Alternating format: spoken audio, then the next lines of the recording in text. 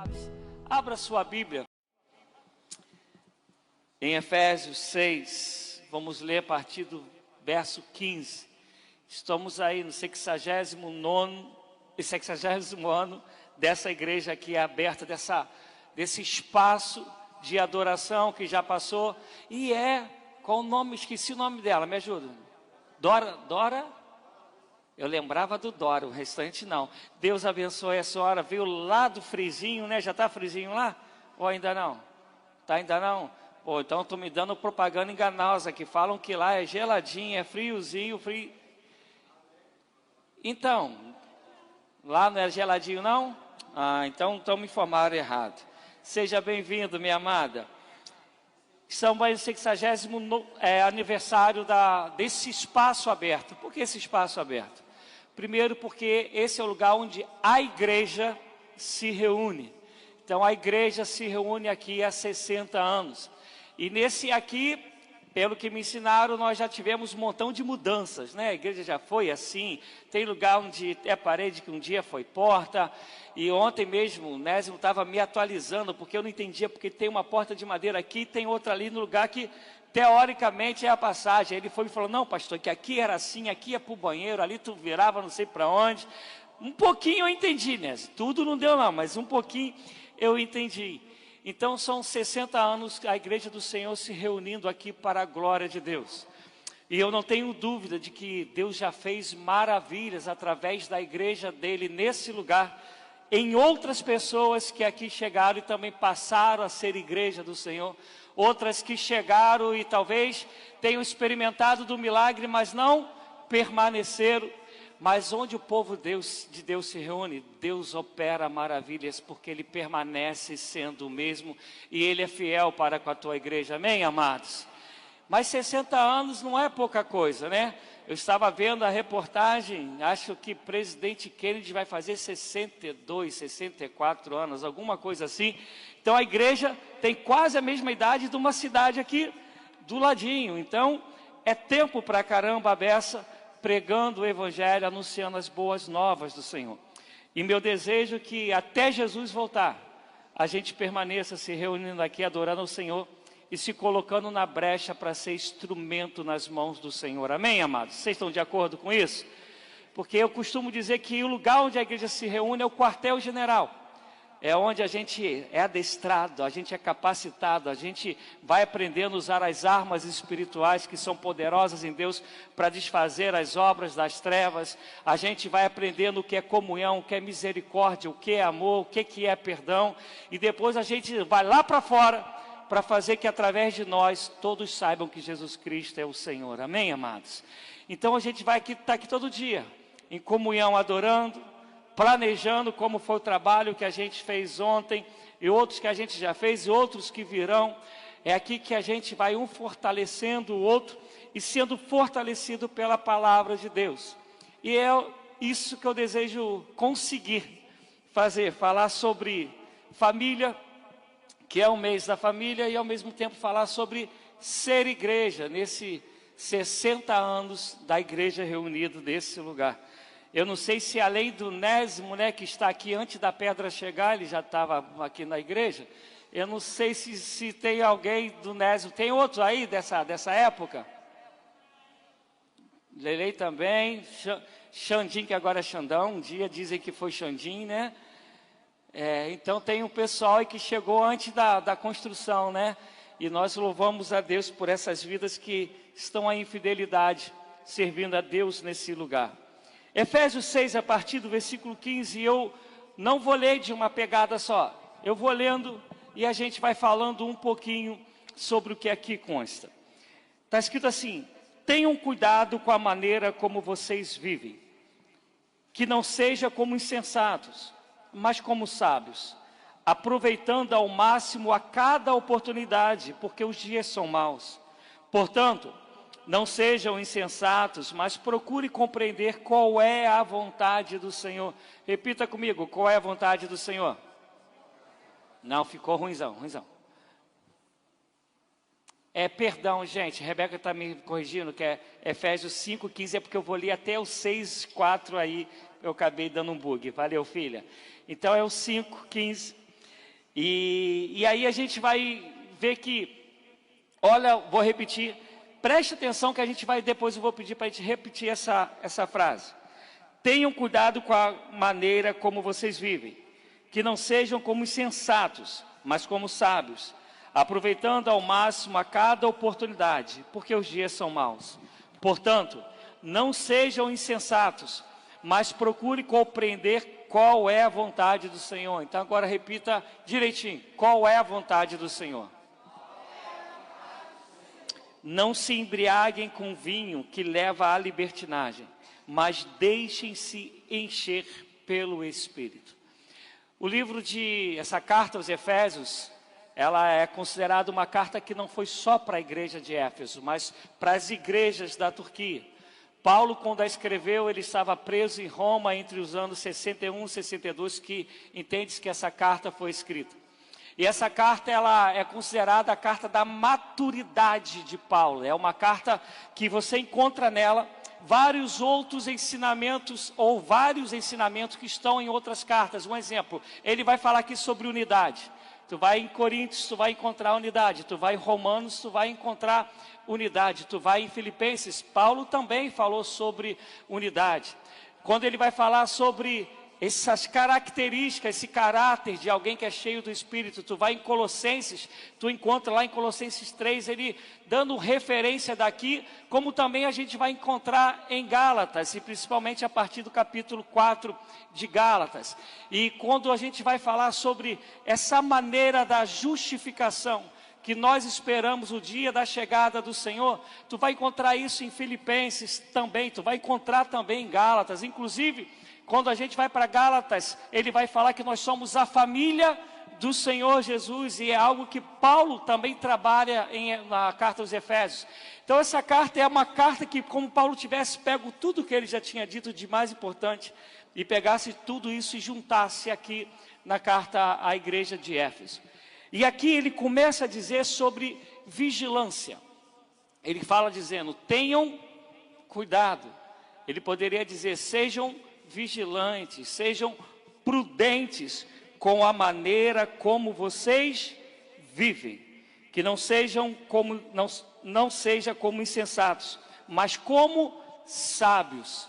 Nós estivemos aqui, né, já falei até isso também numa outra pregação, se eu não me engano, um mês e pouco, falando sobre a sabedoria de Deus, e principalmente em Provérbios, discorremos pra caramba, mostrando como é a sabedoria do Senhor. E ele está dizendo, ó, se você é de Deus, não se torne alguém tola, conhecendo agora a verdade. Não se torne alguém insensato, desde o momento que você aprendeu como é a maneira de viver segundo o Evangelho, segundo a pessoa de Jesus Cristo. E por que eu estou começando aqui? Porque eu quero que a gente entenda que toda a nossa vida, o tempo todo, a gente tem que estar preocupado em querer viver segundo os padrões de Deus. Eu pela manhã eu falava que há áreas de nossas vidas que às vezes a gente particiona o Evangelho, a gente divide o Evangelho em partes, e há coisas que a gente quer trazer à memória o tempo todo, e outras a gente não esquenta tanto a cabeça. E dois exemplos que nessa caminhada de quase 33 anos do Evangelho, eu percebo muito que são coisas que estão no meio do povo evangélico e parece que o povo não se preocupa tanto, é a fofoca e a mentira. São marcas que envolvem a igreja que é a igreja que era para ser imaculada, para isso Jesus Cristo morreu, e a gente começa a achar que isso muitas das vezes é normal. Tem outros que acham que pornografia não tem nada a ver. Não é assim, é só de vez em quando que a gente vê, que a gente dá uma olhada. E aí eu poderia falar de tantas outras coisas, um troco que foi dado errado e a gente pega e fala assim, não, o problema foi da pessoa que não soube fazer a conta. Ainda tem uns caras de pau e fala, Deus usou para me abençoar porque eu estava precisando desse troco a mais. Isto é, a gente vai tendo comportamentos que a gente acha normal. A Bíblia é bem clara em falar que seja o vosso sim, sim, e o seu não, não.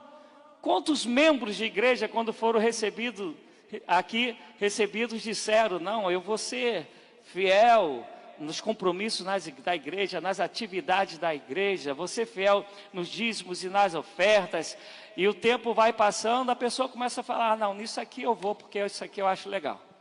Naquilo ali eu não vou porque isso ali já não acho tão legal, não é muito a minha praia, eu não vou. Mas no dia que foi recebido, estava aqui na frente, falando tudo isso, sim ou não, gente? Não é verdade isso que eu estou falando? E pastor, por que o senhor está falando isso? Porque Paulo fala que nós somos família. E Paulo fala que sobre essa família é a igreja do Senhor. E se essa família é a igreja do Senhor, e por isso que eu quero sempre bater nesse martelo para a gente entender que a igreja não é o templo. A gente tem 60 anos com o templo, com a igreja constituída institucionalmente. Mas quando eu perguntei quem está aqui desde o começo, né, a gente conta num dedo. Por quê? O povo saiu e a igreja continua se reunindo, porque Deus continua trazendo a sua igreja para se reunir. E se ficar aqui mais 100 anos, espero que Jesus volte antes, pelo menos é minha vontade, Maranata, a hora venha Senhor Jesus. Mas a gente ficar aqui 100 anos, ninguém daqui vai estar, ou praticamente ninguém. Mas a igreja do Senhor continuará se reunindo aqui, porque a igreja somos nós. E essa igreja, ela se reúne para adorar ao Senhor. E essa igreja, Paulo fala que ela é família. E se é família do Senhor, a gente não pode mais se comportar como insensatos, mas sim como sábios. E ele usa essa palavra aqui no grego, é como se dissesse assim, não deixe passar nada. Onde ele vai dizer assim, aproveitando ao máximo cada oportunidade, porque os dias são maus. Portanto, não seja insensato, mas procure compreender qual é a vontade do Senhor. Quando ele fala aqui, e eu pedi para vocês repetirem qual é a vontade do Senhor, tem tudo com o que ele já veio falando na carta o tempo todo, que aqui ele já está terminando a carta. Quando você vai ler de 1 até aqui o 5, você vai vê-lo falando sobre que Deus fez de todos um povo só. Ele vai falar sobre os ministérios, os dons. Ele vai dizer que nós fomos selados com o Espírito Santo, que já fomos abençoados com toda sorte de bênçãos na região celestial. Vai dizer que nós fomos penhorados pelo Senhor, pelo Espírito Santo. Ele vai dizer que a salvação não é por obras, a salvação é graça, porque quem pagou o preço foi Cristo Jesus. Depois no capítulo 4 ele começa a falar sobre comportamento, aquele que roubava, não roube mais, antes trabalhe. Depois ele vai falar que quem trabalha abençoa. Ele vai dizer ainda que não saia de vossas bocas nenhuma palavra torpe, a não ser palavras que edificam aqueles que ouvem. Ele vem trabalhando nisso tudo o tempo todo para falar, agora que vocês entenderam disso, vocês têm que viver segundo a vontade do Senhor. A mente tem que ser a mente de Cristo. Eu vou tratar Marluce como Jesus trataria. Eu vou tratar quem me ama como Jesus trataria, mas também vou tratar quem me odeia como Jesus trataria, cheio de amor, graça, misericórdia e bondade. Amém, amados? Espero que esse amém seja de verdade. Porque ele já ensinou, Jesus ensinou no Sermão do Monte, que é molinho amar quem nos ama. E ele vai dizer que até os ímpios, o cara mais cruel do mundo, ele consegue fazer isso. Mas quem tem a mente de Cristo, quem entende que é família do Senhor, vai amar até quem nos odeia. Amém, igreja? Está melhorando. Estou achando que estão crendo. Porque esse é o chamado para quem tem a mente do Senhor. Por isso que o evangelho não tem a ver com rivalidade. Porque na família do Senhor Jesus, um se torna suporte para o outro. Um se torna ajudador para o outro. Por isso que em Efésios 4, a partir do versículo 11, ele vai falar, e Deus deu uns para isso, outros para aquilo que vocês conhecem a passagem. Aí ele vai dizer até que cheguemos à unidade de varão perfeito. Unidade, que só tem um comum que comanda, que é Jesus Cristo. Ele é o cabeça. E por isso ele está dizendo, olha, família do Senhor, igreja que se reúne aqui há 60 anos, compreendam que se a gente fosse se unindo cada vez mais, tendo a mente cada vez mais parecida com a de Cristo, a gente vai ver sinais e maravilhas muito maiores. Sabe por que eu falo isso? Isso porque isso não é uma frase de efeito. Eu pregava lá no Zumbi, Rubem estava lá, né, comigo nesse dia, e eu estava falando, quando você entende isso, você vai lá e lê em Atos 2, a partir do verso 38, depois vai dizer que quando a gente vive isso, o próprio Senhor vai acrescentando a esse povo, todos aqueles que iam de ser salvos. E aí eu dei um exemplo lá com a irmã Nini, eu falei, irmã Nini, se tu acha a tua casa uma casa boa, uma casa legal, que o ambiente é bom para as pessoas visitarem? Aí ela falou, sim. Aí eu falei, então você chamaria alguém para ir para a tua casa, né? Ela, claro. Eu falei, então você conhece outras pessoas que você fala, poxa, o ambiente daquela família ali é bom, eu posso indicar alguém para lá? Ela, sim. Aí depois eu falei, mas tu também conhece casa que você não indicaria, né? Nessa hora ela não respondeu nada, né? Educada, direitinho, não respondeu. Eu falei, mas já entendi, irmã. Porque o próprio Cristo vai ter prazer em trazer mais pessoas para cá, para que a igreja cresça, se fortaleça, para que dons sejam distribuídos, talentos sejam dados cada vez mais, para que a gente venha impactar cada vez mais o lugar onde a gente está inserido, porque essa é a família do Senhor.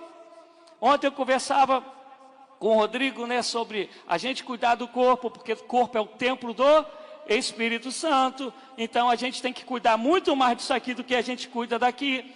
A gente tem que saber como comer, essas coisas tudo. E eu estava falando para ele, eu falei, Rodrigo, eu odeio musculação. Eu falei, não é que eu não goste não, cara, eu odeio. Eu faço musculação como se fosse um remédio muito ruim, mas eu sei que vai me fazer bem. Todo dia para ir é uma luta que só Deus sabe. Minha família faz ideia, mas saber não sabe. Sabe que eu me amarro, Vitor? Me leva para a praia, bota aquele monte de cone, bota as varas lá para eu pular, correr, tiver uma bola então para eu cabecear, dominando, meu Deus, eu vou ficar lá o dia todo. Mas esse negócio de pagar para levantar ferro, para fazer força, pô, isso é maior doideira. Mas a gente tem que fazer esse treco, não tem para onde correr. Por que eu estou falando isso? Porque à medida que a gente vai fazendo, o corpo vai se fortalecendo. Tu vai aprender a ficar em pé de maneira mais ereta. As coisas caem, tu consegue pegar no colo e se levantar com maior facilidade. E à medida que a gente vai se fortalecendo, e Deus vai trazendo e vai se fortalecendo, muito mais forte nós vamos ficando, amém, amados? E muito maior impacto a gente vai fazer na sociedade onde a gente está implantado, porque esse é o povo de Deus, é a família do Senhor, membros de um mesmo corpo, é esse povo que Deus levantou e já disse, eu vos fiz mais do que vencedores. Todavia, a nossa mente tem que ser a mente de Cristo, e não a mente de alguém que quer discutir toda hora com o outro, que quer brigar com o outro, que se acha melhor do que o outro. Não, isso não é um evangelho.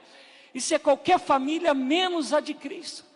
A família de Cristo, ela está pronta, o membro está pronto, um para poder ajudar o outro, para poder socorrer o outro, para poder aconselhar o outro, para poder instruir o outro. Da quinta-feira no estudo a gente começou a falar sobre perdão, e eu quero te dar um conselho com toda a humildade, mas crendo naquilo que Deus tem feito. Assistam os estudos, estão lá no canal da igreja, estão no meu canal também. Assista os estudos de quinta-feira, já que você não vem, assista lá. E a gente começou a falar de perdão, vai ficar um tempo falando de perdão, e a gente falava sobre isso, que às vezes a gente ainda olha a vida com os nossos olhos e não com o olhar de Cristo Jesus. A gente às vezes só faz o bem se a gente for reconhecido pelo bem que a gente fez, ou se a gente tiver um retorno. O evangelho ele não fala isso, ele fala, se teu inimigo tiver fome, dá-lhe de comer. Se teu inimigo tiver sede, dá-lhe de beber. Não está falando de amigo. Se é inimigo, tu vai esperar algo de troca? Você vai dar porque Deus te chamou para amar a todos. Então a nossa mente tem que saber qual é a vontade do Senhor. E aí ele continua. Não se embriaguem com vinho que leva à libertinagem, mas deixem-se encher pelo Espírito. E o interessante é que era comum nessa época, principalmente entre os romanos, mas os gregos também não ficavam de fora, que as pessoas tinham com problema, e não mudou muito, a gente vê isso até o dia de hoje. O que é que elas pegam? Vão nas bebidas, vão no vício, mas nessa época era muita bebida. Como se aquilo pudesse resolver os problemas dela, mas quando acaba o efeito, sabe que não resolve nada. Então, baseado nisso, Paulo vai dizer, deixem-se encher pelo Espírito. No original, isso aqui é um ato contínuo. Isso é, todo dia, o tempo todo, eu me deixo ser cheio do Espírito. Agora, por favor, preste atenção nisso. Quem é que deixa? Somos nós. Não é força nem violência. É liberdade. Você e eu temos a liberdade de escolhermos se queremos ser cheios do Espírito ou não. Por isso que Paulo também vai escrever: não extingais o Espírito. Quer dizer, eu e você todo dia temos que ter sede de Deus, fome de Deus. Eu vou falar algo aqui, se eu estiver errado, vocês como igreja de Bispo César me corrijam. Eu quero crer, né, como Nésimo veio aqui na frente, falou, outras pessoas falam, que a gente está assim numa pegada boa, de poder ir lá para fora, uma pegada boa de querer aprender de Deus. Mas sabe como minha maior preocupação? É da gente fazer igual Coca-Cola, eu já falei isso aqui também. A gente está no começo, a gente se empolga, com Coca-Cola, né? Eu lembro muito, eu nunca fui de beber refrigerante, eu não bebo refrigerante. Mas eu lembro daquela Coca-Cola pequenininha de garrafa de vidro, que quando você abria ficava, mas era uma pressão, o pessoal que tem mais de 15 vai lembrar do que eu estou falando, né? Saía uma pressão, mas tu vai deixando aberta, ela vai. Aí ontem, a Nini colocou lá no grupo, a irmã, foi ontem ou anteontem, a irmã Carmosina, escrevendo, eu já recebi umas 2 ou 3 dela, dos escritos dela, escrevendo passagens bíblicas. E aí a Nini perguntava para ela o que ela fazia com aquilo. Ela falando que ela vai lá para a porta, no portão, passa o carteiro, ela dá, passa o cara do Mercado Livre, ela dá. O cachorro falou uau, uau, ele fala, toma também, né? Mas está com quantos anos a irmã Carmosina? 80 e tal?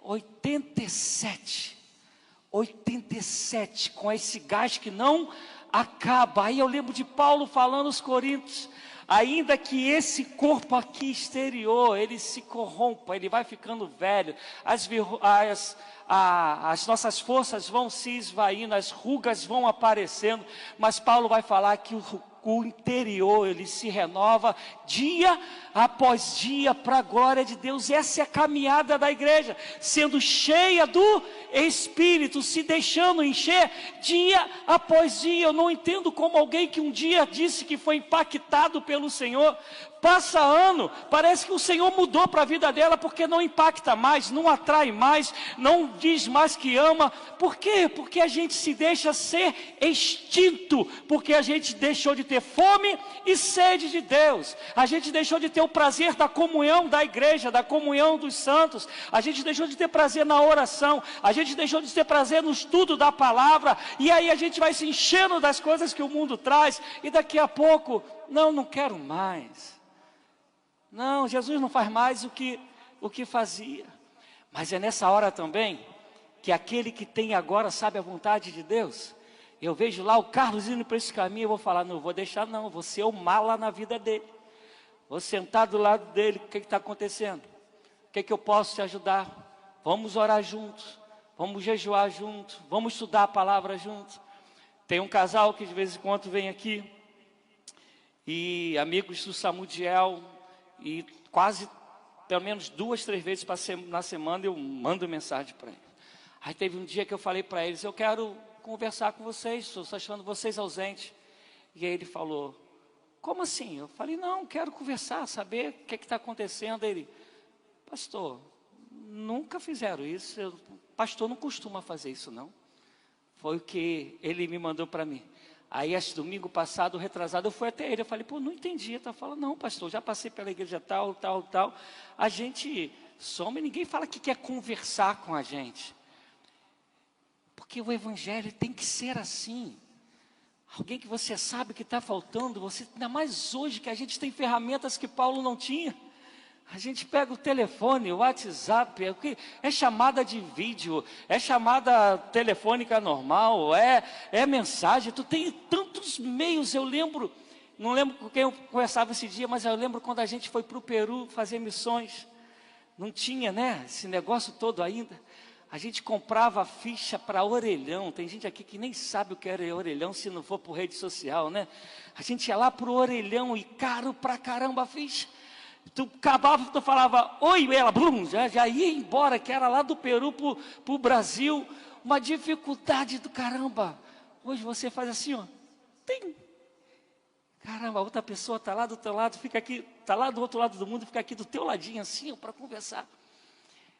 E a gente não entendeu ainda as passagens da ovelha perdida, da dracma perdida, que é o tempo todo querendo buscar quem está fora, querendo buscar quem se perdeu, querendo buscar quem não está mais junto.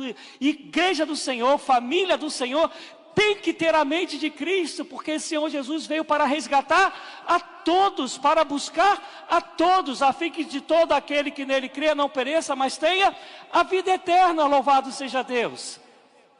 Amém, gente? E aí ele vai continuar, vai dizer, então esquece as outras coisas, deixe ser cheio do Espírito Santo. E aí ele começa a falar sobre características de quem é cheio do Espírito Santo. Há uma mentalidade que tem sido inculcada há muitos anos, principalmente a partir do século XIX, que alguém cheio do Espírito Santo tem a ver com dons espirituais. Tem a ver se a pessoa fala se Babalu fosse bala macia, se a Malacai, ou então, né, porque viu algum milagre acontecer e fala, é cheio do Espírito. Mas a gente vai ler Mateus 7, 21, 22, o Sermão da Montanha. Ele vai dizer assim, muitos chegarão naquele dia me dizendo, Senhor, em teu nome expulsamos demônios, profetizamos, curamos enfermos. E o Senhor vai responder, apartai-vos de mim, porque não vos conheço. E mesmo isso estando escrito lá, alguns que ainda acham que ser cheio do Espírito é ter esses sinais. Mas olha o que Paulo fala sobre alguém que vai deixando se encher do Espírito. Então ele começa a falar do comportamento entre irmãos, entre nós, igreja do Senhor, que nesse lugar aqui está fazendo 60 anos que ela se reúne. Ele vai dizer o seguinte, falando entre vocês com salmos, hinos e cânticos espirituais, cantando e louvando de coração ao Senhor, dando graças constantemente a Deus. Eu sei que quando a gente lê isso aqui de maneira literal, parece que Paulo está querendo dizer que a gente viva cantando um para o outro, né? Mas não é essa a intenção. A intenção que ele está falando é aquilo que ele já falou em Efésios 4. Que entre vós tenham palavras que um abençoe o outro, que um alegre o coração do outro, que um edifique a vida do outro. Mas lembra que essa alegria não é uma piada que a gente chama pesada, porque ele está falando para saber qual é a vontade do Senhor e sobre alguém que está sendo cheio todos os dias do Espírito. Que o nosso encontro tem que ser um encontro onde a minha palavra, ela alegre o coração do outro, ela fortaleça, ela restaure, ela renove. E quiçá que a gente junto, a gente vai adorar a Deus também, quer seja aqui, quer seja no encontro na casa, quer seja no encontro na estrada, a gente vai adorar com cânticos também. Mas o encontro da gente tem que ser para um, ser canal de bênção na vida do outro, porque estamos sendo cheios do Espírito.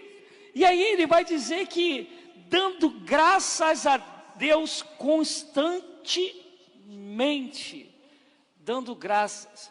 Talvez vocês não conheçam, mas eu conheço alguns crentes que são iguais o desenho da minha época, o desenho da hiena, não sei quem lembra, quem falava, o pessoal com mais de 15 tudo lembra, né? Ó dia, ó vida, ó azar.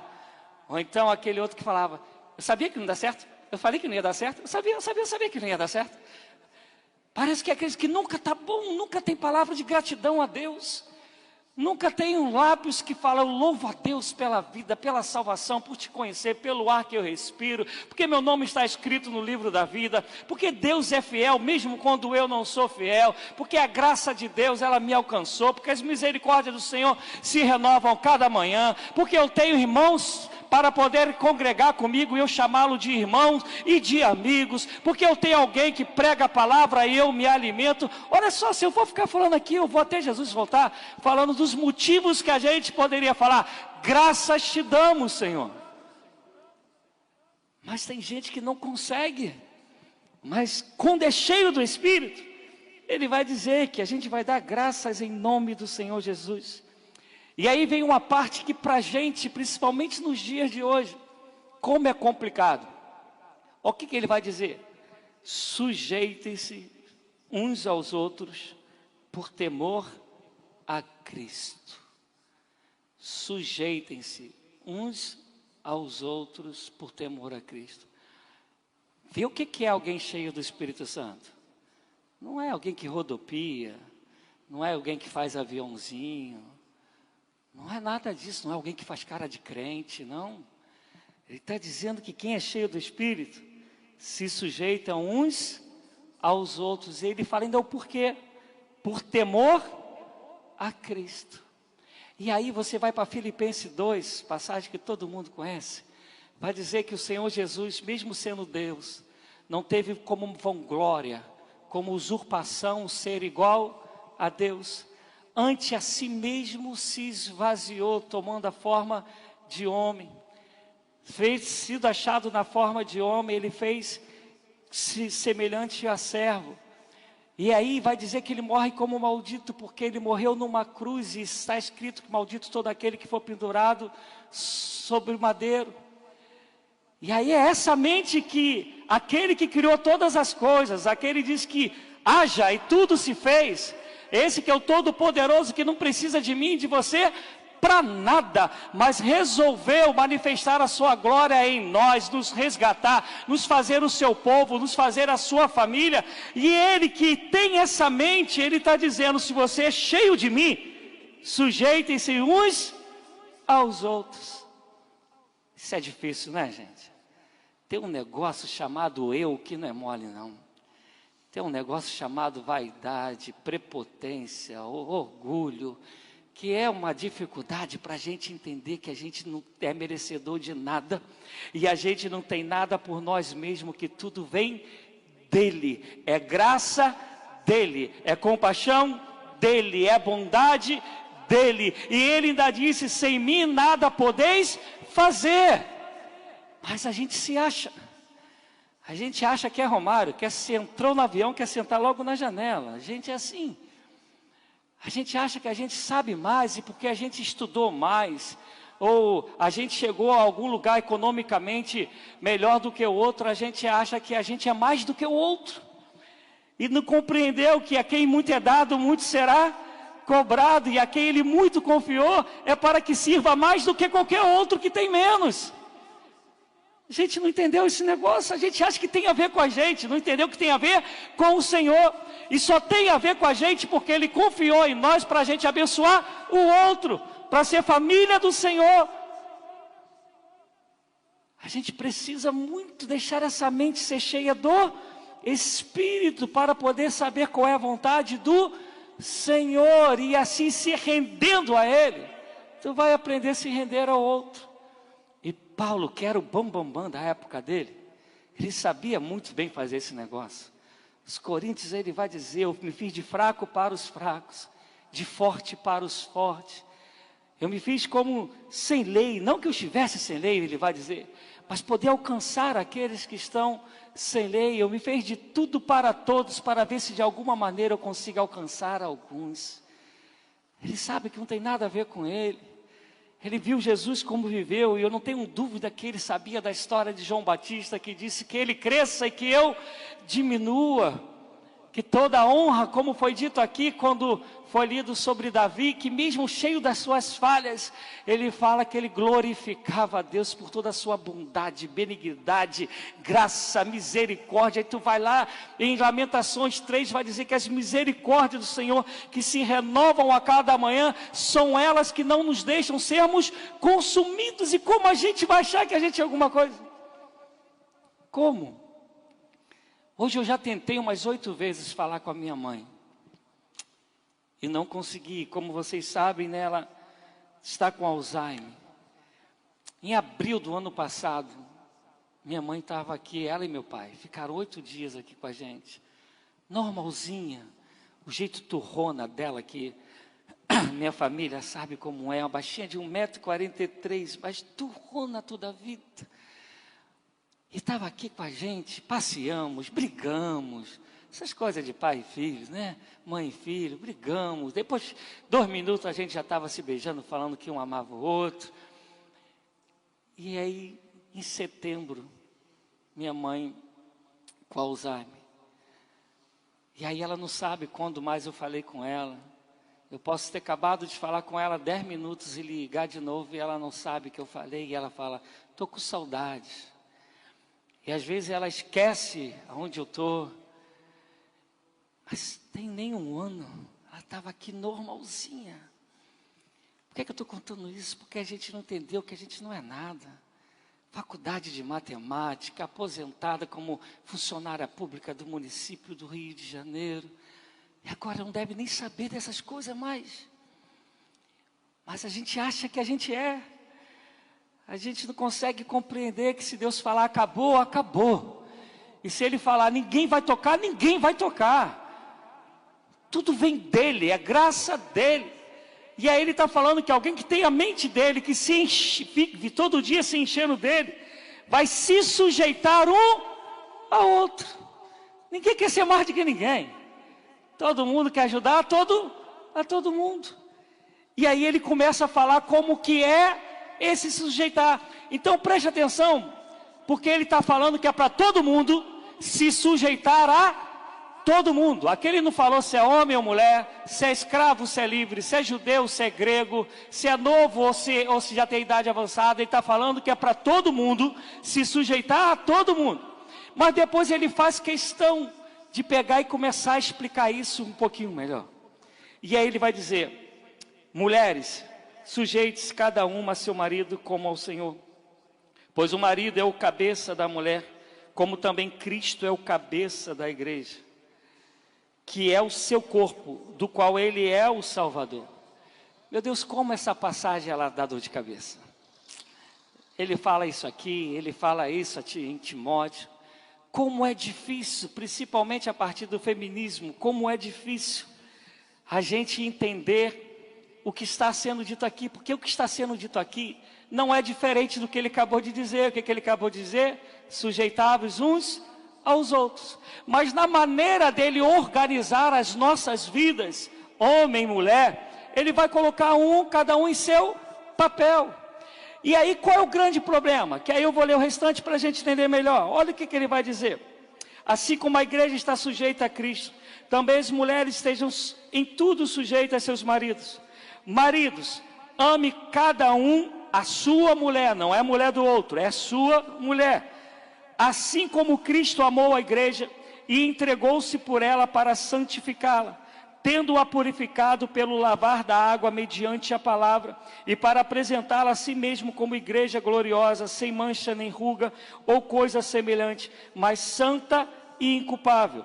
Da mesma forma, os maridos devem amar cada um a sua mulher como a seu próprio corpo. Quem ama sua mulher, ama a si mesmo. Além do mais, ninguém jamais odiou seu próprio corpo, antes o alimenta e dele cuida, como também Cristo faz com a igreja, pois somos membros do seu corpo. Por essa razão, o homem deixará pai e mãe e se unirá à sua mulher, e os dois se tornarão uma só carne. Este é um mistério profundo. Refiro-me, porém, a Cristo e à igreja. Portanto, cada um de vocês também ame a sua mulher como a você mesmo, e a mulher trate o marido com todo o respeito. Há um padrão para a mulher e há um padrão para o homem. Então, mulheres, somente que hoje é o dia das mães, eu vou começar pelo homem. Ele está dizendo que esse homem, ele tem que ser alguém que santifica a mulher pela palavra. Uma das coisas que eu falo para minha filha, eu falo, olha, tu tem que namorar alguém que tenha fome da palavra, que tenha sede da palavra, que tenha uma vida de oração, porque isso é uma das características bíblicas para um marido. Alguém que santifica a mulher pela palavra.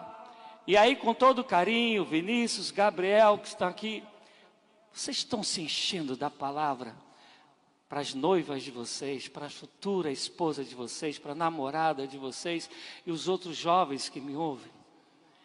Meninas, quando vocês procuram alguém, vocês procuram alguém que tenha o padrão bíblico, alguém que se deixa encher do Espírito, que tem a mente que sabe qual é a vontade do Senhor, para que essa pessoa seja alguém que te santifique através da palavra, que edifique a sua vida através da palavra.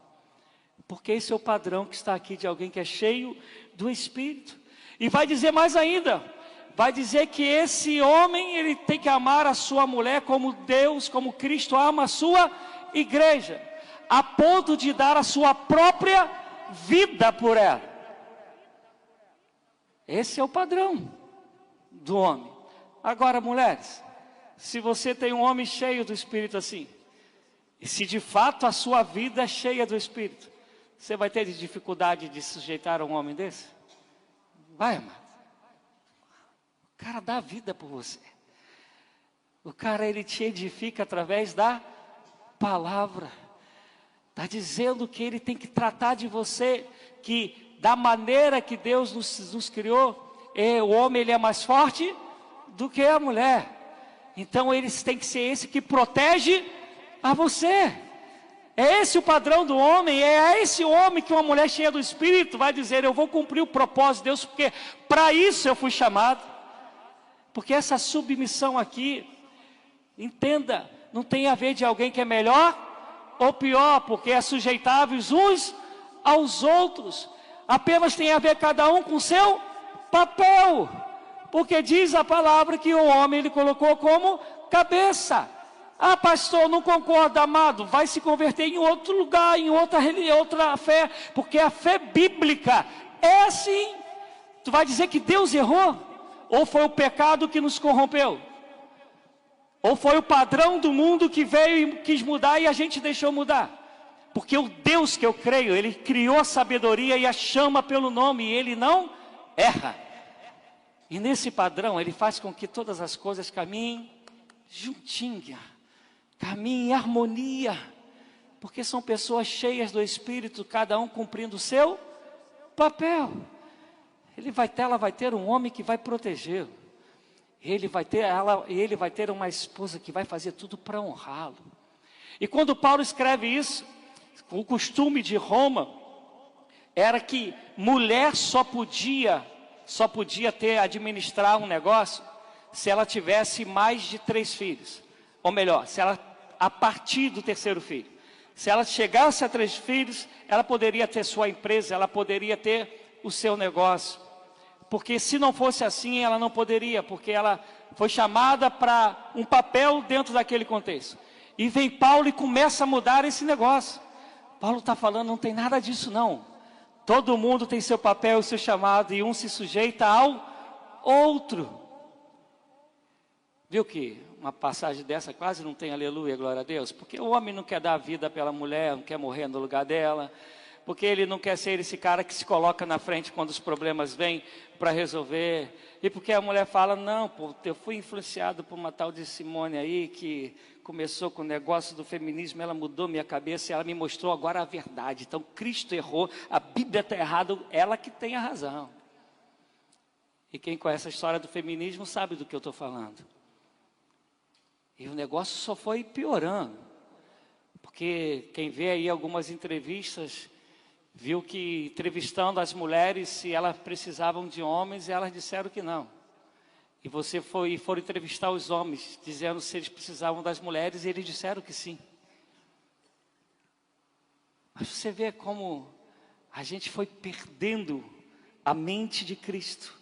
A gente foi deixando de lado qual é a vontade do Senhor. Mas um montão de pessoa que deixou isso, se chegar aqui e disser, eis que eu te digo, a gente vai falar, olha, é de Deus, hein? Porque a gente não entendeu o que é alguém cheio do Espírito. Mas eu vou crer que ainda vai sair um aleluia até eu ir embora. E aí ele vai continuar dizendo. Agora ele vai dizer sobre pais e filhos. Ele disse uns aos outros, marido e mulher, agora pais e filhos. Filhos, obedeçam a seus pais no Senhor, pois isso é justo. Honra teu pai e tua mãe, este é o primeiro mandamento com promessa. Lá em Êxodo 20, falando a partir do 14 ou 15, que vai estar o quinto mandamento. Este é o primeiro mandamento com promessa, para que tudo te corra bem e tenhas longa vida sobre a terra. Filhos, obedeçam aos seus pais no Senhor, pois isto é justo. Olha o que ele está dizendo. Obedeça aos teus pais. Aí ele vai falar as maneiras porque isso tem que acontecer. Primeiro, porque é no Senhor. É alguém que sabe qual é a vontade de Deus. É alguém que está sendo cheio do Espírito. E se é de Deus, então eu vou obedecer e vou honrar aos meus pais. Pastor, eu não concordo. Eu não vou repetir a frase, né? Porque para mim, a minha regra de fé é a palavra. Não tenho outra, e por isso que eu busco sempre pregar a palavra. E aqui eu estou indo de versículo em versículo, amém, amados? Dentro da palavra. E ele está dizendo, olha, honra teu pai e tua mãe. E isso é tão sério para Deus, porque quando ele falou isso lá em Êxodo 20, ele falou que há uma promessa para quem viver assim. Teus dias, teus anos serão prolongados sobre a terra. Se você viver assim, há uma fidelidade. Olha só, Deus é muito maravilhoso. Deus não tinha que nos prometer mais nada. Ele já nos deu salvação, Ele nos deu o Espírito Santo, Ele escreveu o nosso nome no livro da vida, Ele deixou a palavra e Ele nos chama para fazer aquilo que é benéfico para nós, e nós fazendo, Ele ainda acrescenta, Ele fala, e se você fizer aquilo que é bom para você mesmo, eu vou prolongar os seus dias na terra. Louvado seja Deus. Mas Ele está dizendo que, olha, tanto por causa do Senhor, como porque isso é justo. É justo. E aí eu pergunto, é justo diante da sociedade? Não, ainda mais hoje. É justo diante do próprio Deus, que para isso Ele nos criou. Com esses aspectos de filhos, essas características, Ele nos colocou, Ele nos criou. Mas também Ele fala do Pai. Pais, não irritem seus filhos, antes criem-nos segundo a instrução e o conselho do Senhor. Quando a gente vai estudar essa palavra irritem, ela tem várias conotações, e eu vou falar pelo menos sobre duas delas. Uma delas é o seguinte: não seja duro em demasia com o teu filho. Saiba o limite, não seja um ditador com o teu filho. E alguns que pegam isso, e aí eu não posso falar que está 100% certo, porque não há uma concordância comum sobre isso, mas eles falam que é como aquele pai que senta com o filho e explica o porquê do sim e o porquê do não. Esse é o correto, e não o pai que só fala que não, ou que só fala que sim, mas não explica nada, não orienta em nada, e o filho fica perdido sem saber por que ele está ganhando ou não, ou porque ele está ganhando um sim. E ele está dizendo que isso vai provocando. Quem aqui é pai e mãe sabe que tem uma fase dos porquê que não é mole não, né? Mas por quê? Mas por que isso? Por que eu tenho? Por que eu não tenho? E a gente às vezes, né, na correria da vida, não, é porque eu falei, é porque tem que ser. E é isso que ele está dizendo, que isso vai irritando os seus filhos. Porque a educação é, senta, vou te explicar o porquê que pode e o porquê que não pode, o porquê que deve e o porquê que não deve. E a outra explicação para esse não irritez é que o próprio texto está dizendo: crie-nos segundo a instrução e o conselho do Senhor. Como que eu tenho que criar meu filho? Tendo como base a palavra de Deus. Toda vez que eu nego ao meu filho a palavra do Senhor, toda vez que meu filho ele me vê falar uma coisa e me comportar de outra maneira, todas as vezes que ele vê que há em mim palavra dúbia, que eu causo engano, que eu falo e não faço, que eu dou volta em alguém, toda vez que ele vê isso em mim, eu estou negando a ele a palavra, o ensino e o conselho do Senhor. Logo eu estou irritando no sentido que meu filho não vai querer a fé que eu estou dizendo que eu tenho, que meu filho não vai querer abraçar aquilo que eu abraço, que é Cristo Jesus. Então quando o meu filho olhar para mim, a minha filha olhar para mim, eles têm que ver que aquilo que eu ensino com eles sentado, aquilo que eles me vê pregando aqui, falando do meu caso com o pastor, eles têm que ver isso na minha vida. Do contrário, ele vai falar assim, ó, vou querer ser duas caras igual a ele.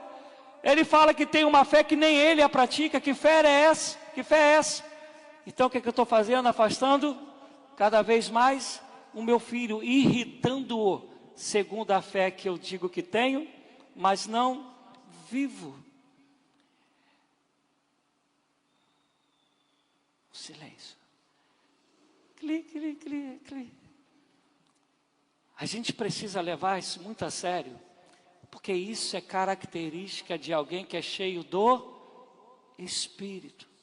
E o interessante é que eu me converti na metodista, e já falei isso aqui, mas até me tornar pastor eu era metobleia, eu só vivia na assembleia, e já vi muitas coisas, muitas, já preguei das antigas denominações, eu acho que das históricas, eu acho que eu preguei já em todas elas, já palestrei em algumas, e como eu vejo as pessoas orando para dizer que é cheia do Espírito, me batiza, me dá dons, e aí sabe o que acontece? Quem aqui já fez trabalho de rua em grande cidade? Não, filha, você não conta. Trabalho de rua, nós temos ali. Quantos ditos ex-cristãos que a gente encontra na rua? Um monte, né? Mas é muita raça de coisa. É porque, né, eu, Anderson, a gente tem um contexto que é do Rio, que em termos de número de gente, é bastante diferente. Mas você vai, o que você encontra cada 10? Vê se eu estou errado, Vanes. 7, 8 é alguém que está afastado. Sabe por quê? Foram ensinando para eles que poder tem a ver com essas coisas. E não foram ensinando para eles que poder é caráter transformado. Foram ensinando para eles que poder é alguma manifestação sobrenatural do Senhor. E não alguém que aprendeu e continua aprendendo a amar ao Senhor acima de todas as coisas e ao seu próximo como a ti mesmo. Foram ensinando as outras coisas, mas as outras coisas a gente precisa entender que um dia aqui no estudo, a gente vai falar sobre 1 Coríntios 12, onde vem os dons e começa lá dizendo, quanto aos dons amados, não quero que sejais ignorantes, quer dizer, que tenham falta de conhecimento. E aí ele vai falar que é o Espírito quem manifesta. Lá em 1 Coríntios 12 fala que é uma manifestação. Aqui em Efésios ele está falando alguém que é cheio do Espírito, que vai se deixando encher, vai deixando ser dominado, orientado, instruído, guiado pelo Espírito. Por isso que ele disse, olha, procurem compreender qual é a vontade do Senhor. Porque, amados, ser cheio é esse momento que o Espírito todo dia vai fazendo a gente hoje melhor do que a gente era ontem. Amanhã ser melhor do que a gente é hoje. Cumprindo o que diz a palavra e brilhando de glória e glória. Crescendo de glória e glória. De graça e graça. Isso é quando a igreja é de fato igreja. Ah, pastor, tem gente que faz com mais facilidade, tem outro que demora mais. É óbvio, Deus nos criou de maneiras distintas. Tem gente que vai buscar com mais afinco, outro que nem tanto. Mas o negócio é a gente estar buscando ser cheio todos os dias, porque aqui está dizendo, deixem-se encher do Espírito. E quando isso acontece, amado, a gente vira de verdade família. A gente vira de verdade irmãos, tanto dentro de casa, como aqui, porque a gente vê que ele começa falando daqui, e depois ele vai caminhando para a nossa vida, na nossa família. E aí eu não vou ler outra parte, uma outra parte ele começa a falar do que seria hoje em patrões e filhos, porque a regra é sempre essa, marido e mulher, pais e filhos. Depois ele leva para o ministério, eu falei isso na semana passada, só que aqui no caso ele não fala do ministério. Ele vai falar sobre patrões e servos, ou senhores e escravos. E ele vai falar como é o comportamento. Mas eu não quero entrar nisso hoje, até por causa da hora. Mas eu quero que a gente compreenda que a gente só vai se tornar família de verdade, quer seja dentro da nossa casa, quer seja aqui, quando a gente quando a gente se tornar e ir se tornando cheio do Espírito. Porque quando isso acontecer, a gente vai aprender a se sujeitar uns aos outros. Ninguém vai querer ser maior do que ninguém, mas todo mundo vai querer servir um ao outro. Eu não sei se eu já falei aqui para vocês, né, que a gente tem tanto tempo já nessa caminhada que a gente às vezes já não sabe onde falou uma coisa, onde não falou. Mas eu já tive problemas, já falei isso aqui assim, eu já tive problema com pastores, eu não consegui, às vezes, estar nos degraus que eles acham que a gente tem que estar. De eu ser esse que estou sempre no meio do povão. E vocês vão ver, onde eu estiver, eu vou ter muito mais alegria de estar no meio de vocês do que no meio dos que se dizem líderes. Porque Deus não me fez melhor do que vocês em momento algum. Ele me fez alguém com chamado, da qual eu vou ter, o chamado qual eu vou ter que prestar conta naquele grande dia. Ele confiou a mim uma missão, como Ele confiou a cada um de vocês um chamado e uma missão. Cada um nisso, para que um complete o outro. Porque lá em Romanos está escrito, se todo mundo for orelha, onde vai estar o nariz? Eu só acho essas coisas legais naquele desenho, filme, Toy Story, né? Toy Story, a orelha consegue ser tudo. Ela fala, ela corre, ela faz tudo, né? Mas isso é no desenho, na vida real não dá certo. É cada um naquilo que foi chamado. Por isso eu quero pedir humildemente, não ache que você é o bambambam. Não ache. Tu pode ser alguém que alcançou mais entendimento da parte do Senhor. Você pode ser alguém que teve a oportunidade de estudar mais do que o outro, de fazer mais dinheiro do que o outro. Estou aqui lembrando do falecido Enéas.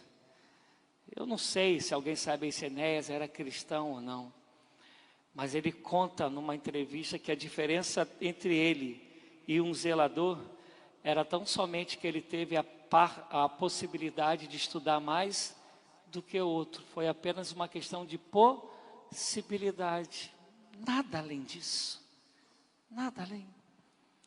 E às vezes você vai encontrar na vida pessoas que têm a mesma possibilidade que você, e às vezes a pessoa vai mais longe do que você, e às vezes não tem a ver com demérito, nem mérito, tem a ver com graça, tem a ver com misericórdia. Eu não estou falando aqui que a gente não tem responsabilidade, porque o texto fala, deixem-se encher. O que eu estou falando é que Deus tem chamados específicos. Você olha a história, o sucessor de Moisés não foi filho dele. O sucessor de Elias não foi o filho dele. É quem Deus chama, é quem Deus escolhe. E cabe a nós dizermos sim ou não, se deixar ser cheio ou não, para que cada um cumpra o seu papel. E naquele grande dia, todos juntos possam chegar diante de Deus e falar como Paulo falou a Timóteo: combati o bom combate, acabei a carreira e guardei a fé. Só assim a gente de fato vai ser igreja, família de Cristo e família em nossas casas. Amém, amados? Glória a Deus. Eu falei de antes de ir embora, ia sair algum glória a Deus, nem que se fosse eu forçando, né? Mas saiu. Mas eu quero te dar 2 minutos para pensar. E se você tem qualquer dúvida sobre o que eu falei, pega uma Bíblia de estudo, de comentários, e vai lá, tira a prova dos 9. Não pega ideologias, mas pega a palavra, estuda, examina.